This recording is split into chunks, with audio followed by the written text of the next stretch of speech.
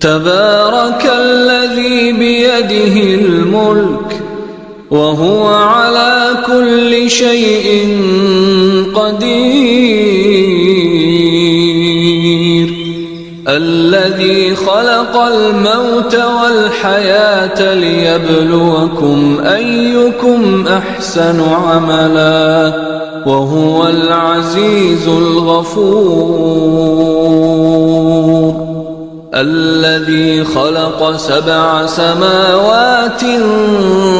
طباقا ما ترى في خلق الرحمن من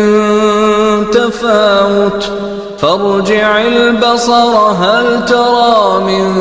فطور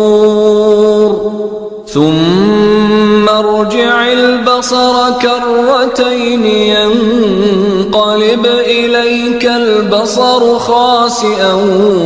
وهو حسير ولقد زينا السماء الدنيا بمصابيح وجعلناها رجوما للشياطين